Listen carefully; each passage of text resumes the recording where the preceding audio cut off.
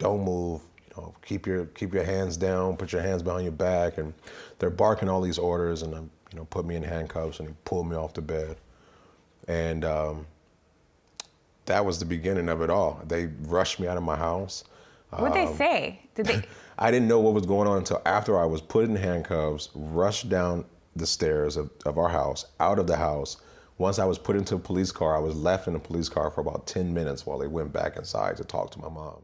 Welcome back to another episode of Warren Cali. In this episode, I will detail the story of a falsely accused ex-football player named Brian Banks. Brian will be born and raised in Long Beach, California.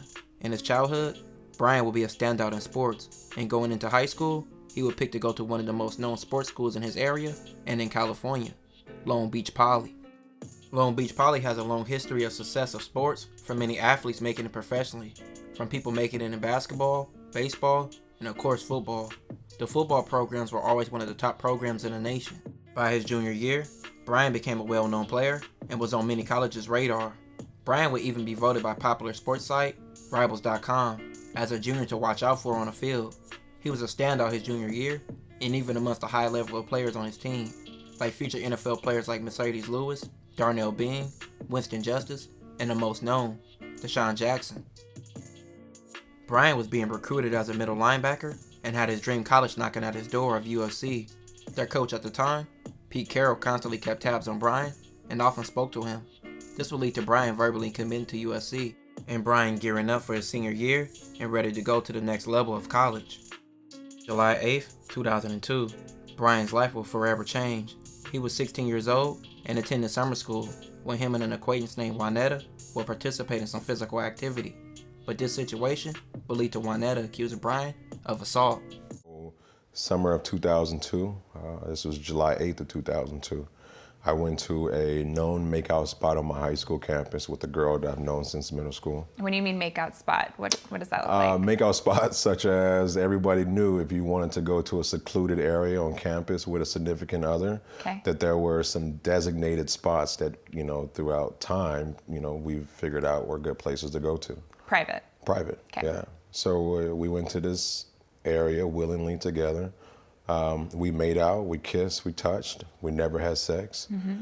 And by the end of the day, I was being arrested and accused of kidnapping and rape. Brian would now be 17 years old, fighting his case for a year, pleading his innocence. Brian would be charged with kidnapping, assault, and a long list of other charges.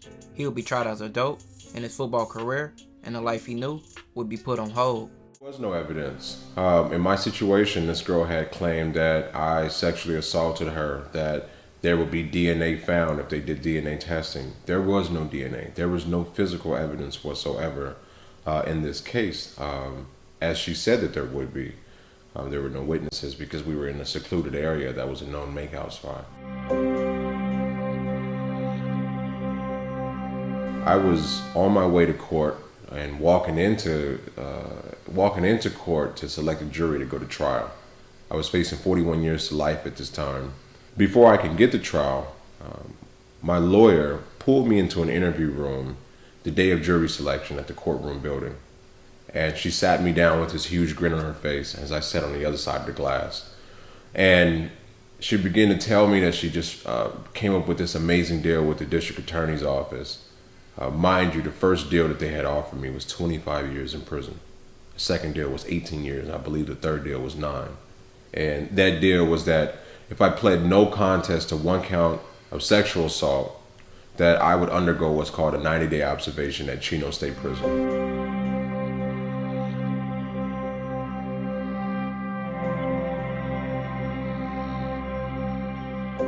My lawyer on this day looked me square in my eyes and told me, Brian, I guarantee you, you're going to get that probation.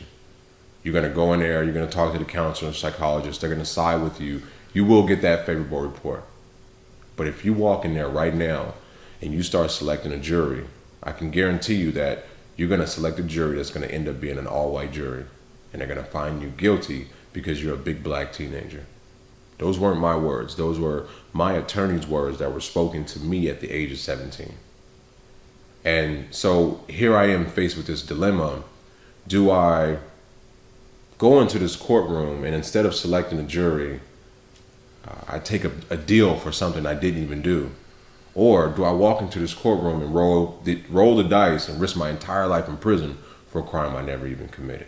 Here I was by myself, 17 years old, and I'm sitting in this small, tiny room by myself, given 10 minutes to make this decision. Brian, this is the best option for you. You need to take this deal. And so I listened to her.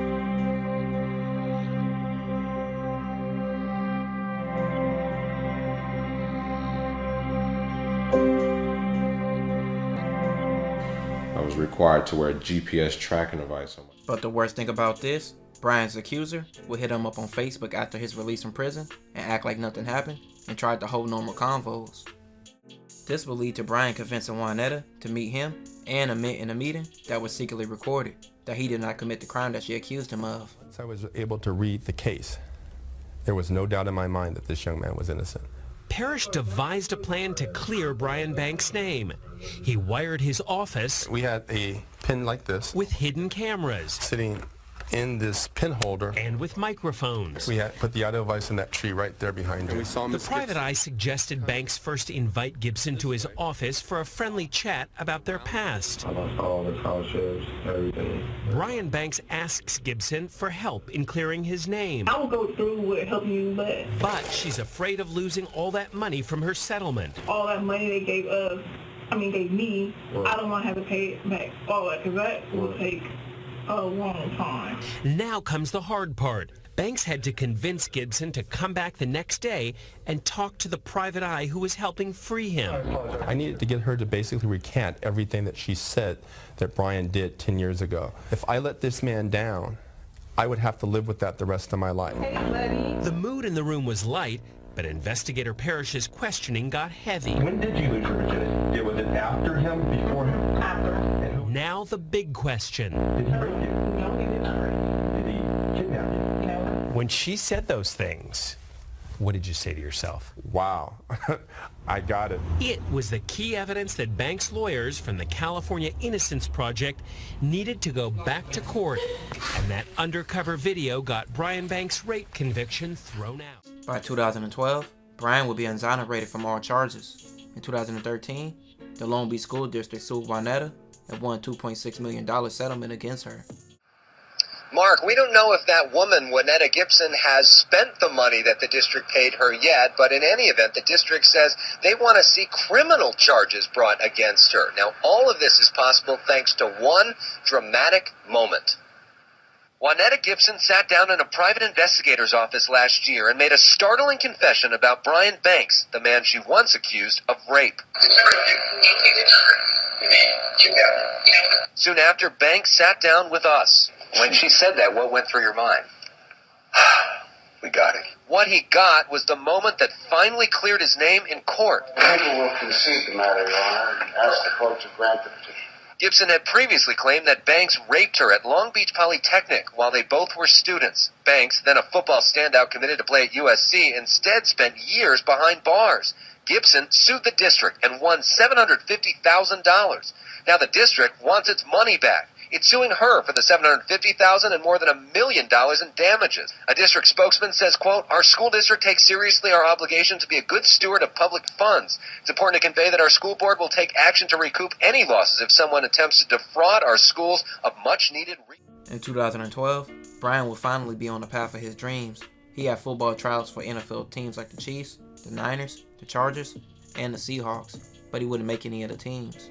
But Brian was signed with UFL team, the Las Vegas Locomotives, for the 2012 season, and in 2013, he played in 4 preseason games for the Atlanta Falcons.